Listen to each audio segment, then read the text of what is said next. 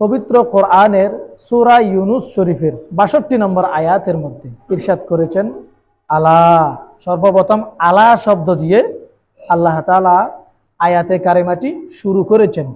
আলা তথা সাবধান, সতর্ক।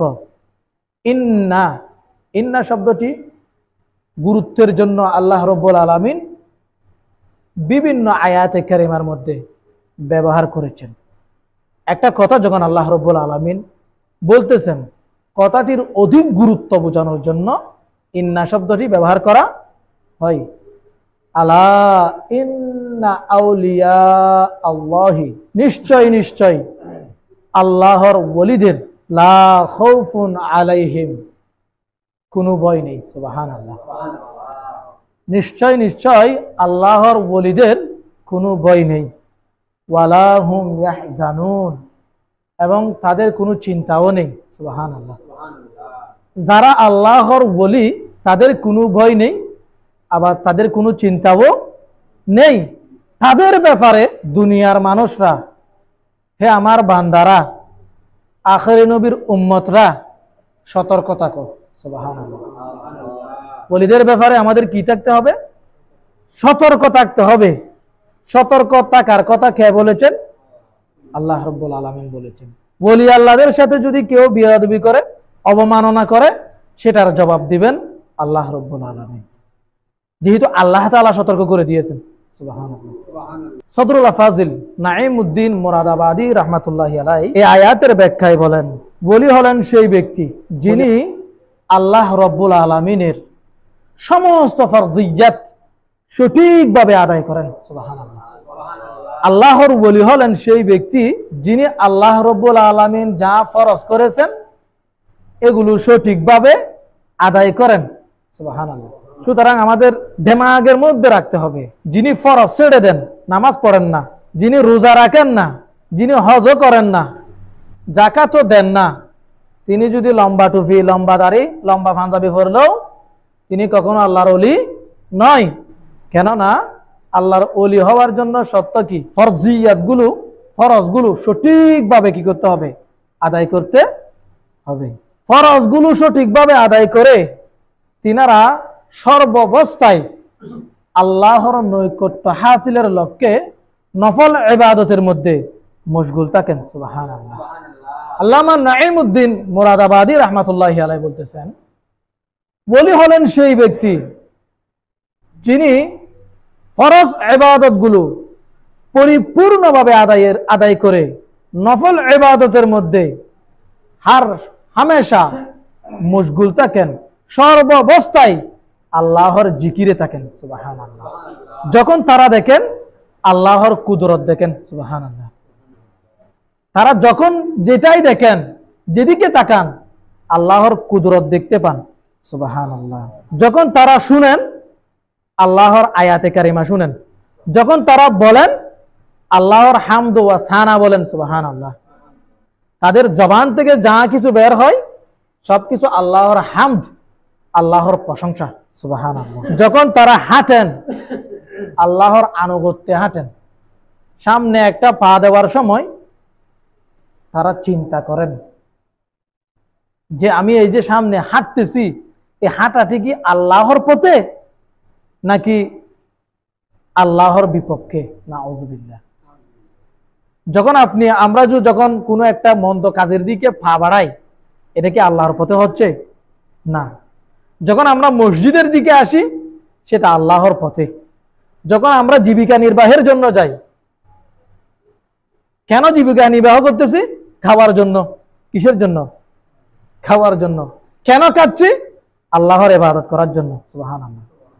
ইন্নামাল আমালু বিন্নিয়াত, ইন্নামাল আমালু বিন্নিয়াত। প্রত্যেক আমল তার নিয়তের উপর নির্ভরশীল। আমি জানালা কেন খুলেছি? আজান শোনার জন্য। বাতাস আসলে সেটা ভিন্ন বিষয়, আসুক, এটা আমরা এক্সট্রা। কিন্তু জানালাটা কেন খুলেছি? আজান শোনার জন্য। যখন আজান শোনার জন্য আমি জানালা খুললাম তখন আমার সওয়াব হচ্ছে।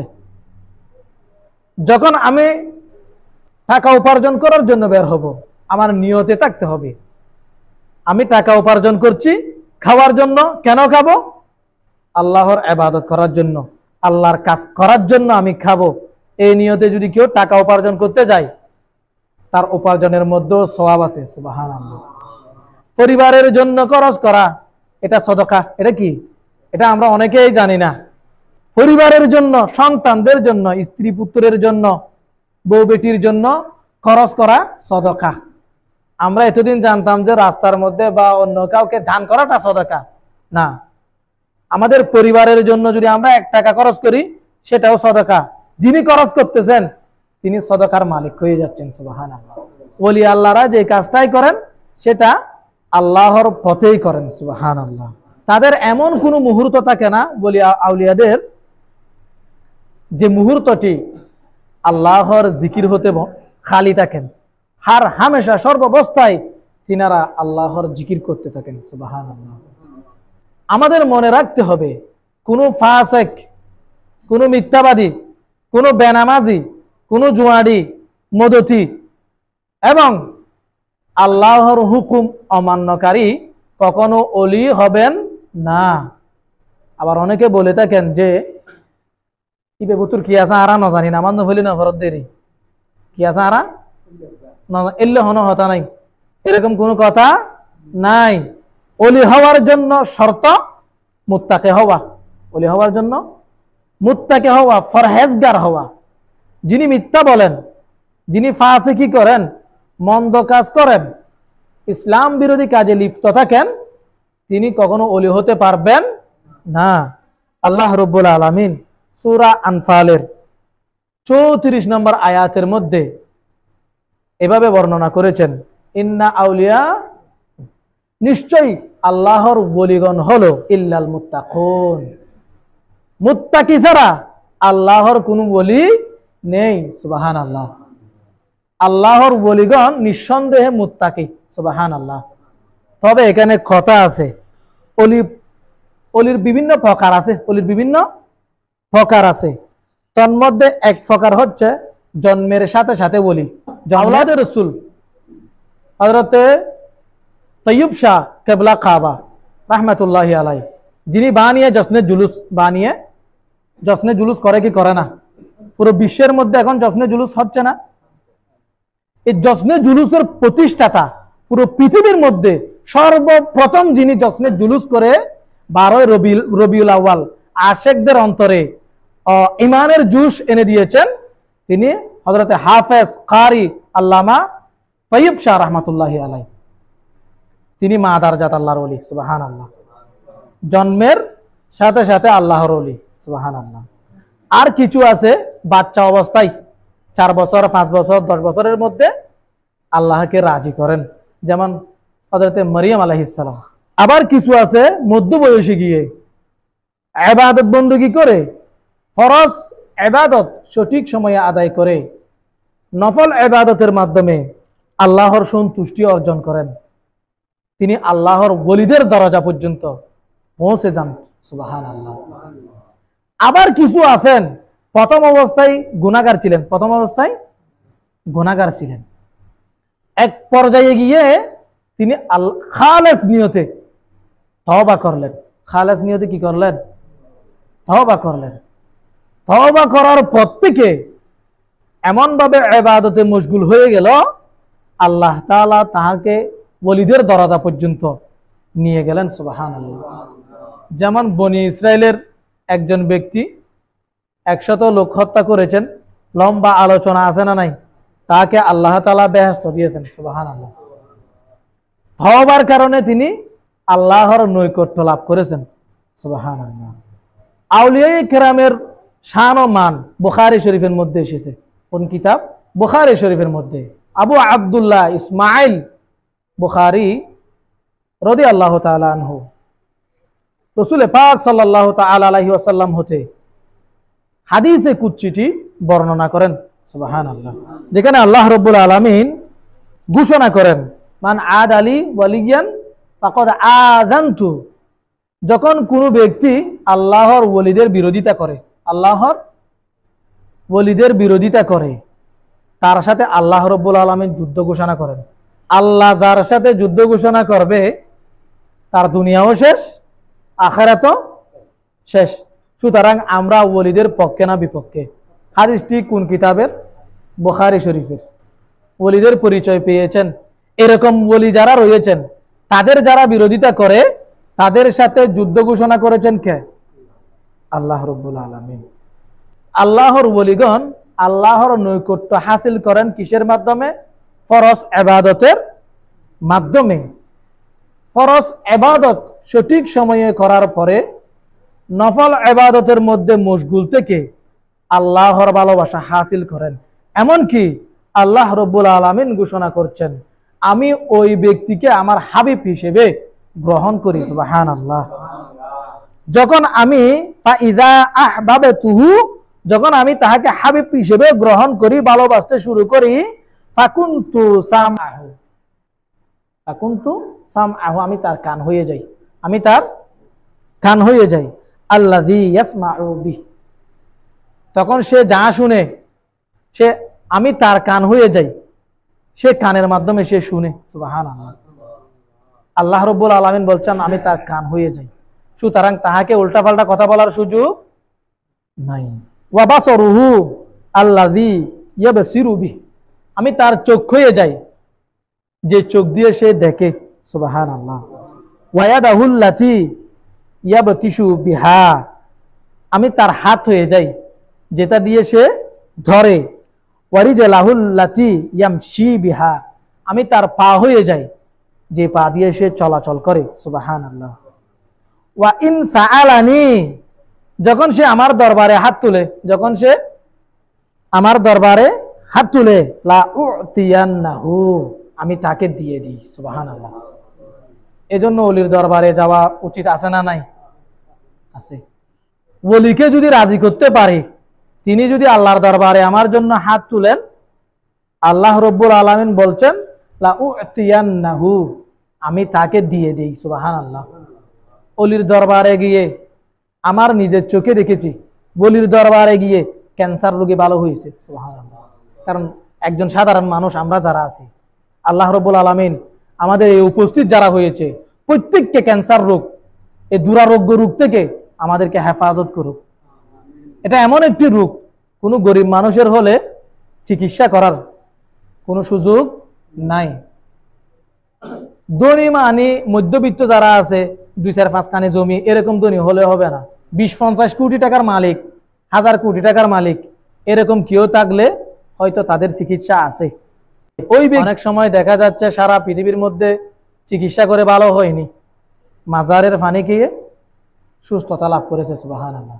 এজন্য আল্লাহ রাব্বুল আলামিন বললেন ওয়া ইন সাআলানি লা উতিয়ান্নাহু, যখন কোনো আল্লাহর ওলি, আমার ওলিগণ যখন আমার নিকট কোনো প্রার্থনা করে, কোনো কিছু চাই, আমি তাকে দিয়ে দেই। সুবহানাল্লাহ। যখন সে আমার নিকট আশ্রয় প্রার্থনা করে, আমি তাকে আশ্রয় দেই। সুবহানাল্লাহ। কোন আল্লাহর ওলিগণ যদি আল্লাহর নিকট আশ্রয় প্রার্থনা করেন, তাহলে আল্লাহ রাব্বুল আলামিন তাকে হেফাজত করেন। সুবহানাল্লাহ। হযরতে ফারুক আযম রাদিয়াল্লাহু তাআলা আনহু যখন খেলাফত গ্রহণ করলেন, ক্ষমতার মধ্যে আসীন হলেন, তিনি পুরো বিশ্ব জয় করলেন। সুবহানাল্লাহ বলুন না। হযরতে ফারুক আযম রাদিয়াল্লাহু তাআলা আনহু এমনকি তিনি মিশরেরও বাদশাহ হলেন, খলিফা হলেন। মিশরের নীল নদের প্রত্যেক বছর পানি শুকিয়ে যেত। নীল নদের সাথে ওই সাগরের সাথে যে শাখা প্রশাখা যেগুলো ছিল, এখানে পানি না থাকার কারণে সমস্ত আশেপাশের সমস্ত নদী এগুলোও শুকিয়ে যেত। শুকিয়ে যাওয়ার কারণে মানুষরা পানির কষ্টে পড়ে যেতেন, গাছগাছালি মারা যেত, ফলমূল নষ্ট হতো। ওই এলাকার মানুষদের একটা রসম ছিল, প্রত্যেক বছর নীল নদের মধ্যে একজন করে যুবতী কন্যা কোরবানি দিত, তাকে নীল নদের মধ্যে বলি দিত। বলি দেওয়ার পরে নীল নদে পানি জারি হতো। এই রসমটা বছরকে বছর চলে আসছিল। হযরতে ফারুক আযমের জামানায়ও মানুষরা একত্রিত হয়ে নীল নদের মধ্যে যুবতী বলি দেওয়ার জন্য, কোরবানি দেওয়ার জন্য প্রস্তুত হয়ে গেলেন। এই খবর পেলেন হযরতে ফারুক আযম রাদিয়াল্লাহু তাআলা আনহু। তিনি বললেন, থামো, তোমরা এখন বন্ধ করো, দেখি আমি কি করতে পারি। হযরতে ফারুক আজম রাদিয়াল্লাহু তাআলা আনহু কোথায়? মদিনায়। নীলনদ কোথায়? মিশরে। ফারুক আজম মদিনায়, মিশরে আসেননি। তিনি একটা সিটি নিলেন, একটা কলম নিলেন, লিখতেছে ইলা নীলা মিসরি মিন আব্দুল্লাহ ওমর ইবনুল খাত্তাব। ও নীলনদ, তোমার নিকট চিঠি লিখতেছে কে জানো না? আব্দুল্লাহ ওমর ইবনুল খাত্তাব, আল্লাহর ওই বান্দা যিনি ওমর ইবনুল খাত্তাব। সুবহানাল্লাহ বলুন। আম্মা বাদ, আম্মা বাদ সেটা সেই যুগ থেকে এই যুগ পর্যন্ত এখনো ওয়াজের মধ্যে বক্তারা বলেন কি বলেন না, আম্মা বাদ।